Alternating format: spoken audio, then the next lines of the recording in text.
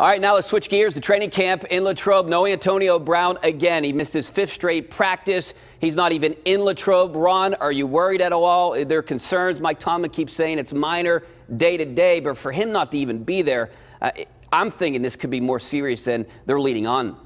You know what? I'm not worrying 5 weeks away from the opener in Cleveland. It does trouble me a little bit because the guy lives to practice.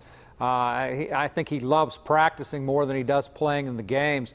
I don't know what's the matter with him, if it's some sort of minor injury. I don't know if he has a personal issue, but it's 5 weeks from the opener. He's going to be ready to go in Cleveland on September 9th. I don't know if Le'Veon Bell will be after he gets into camp late, but I think Antonio Brown's going to be ready to go.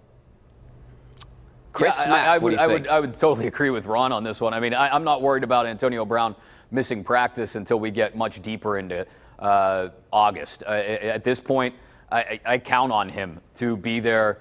He could come back to practice, a week and a half before the opener, and I wouldn't worry about this offense missing a beat. So I'm not worried.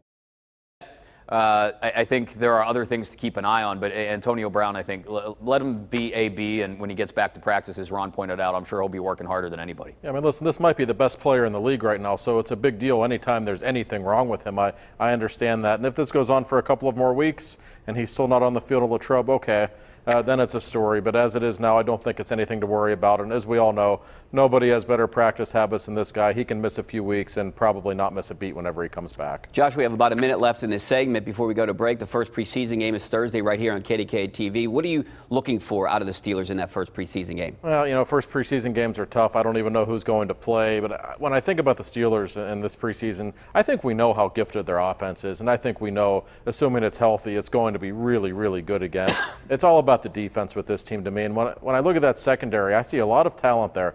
For so many years, this has, I think, been a weakness, perceived or otherwise, for the Steelers. There's a lot of talent on that secondary. Joe Hayden, Artie Burns, apparently both having really good camps. A lot of young talent at the safety position. I want to see how those guys look really all preseason. Well, you're not going to see them in the first game, that's for sure. Those guys aren't going to play. It's more for the young guys trying to win a spot. They're really hard the first couple games for me to watch, and then the last one.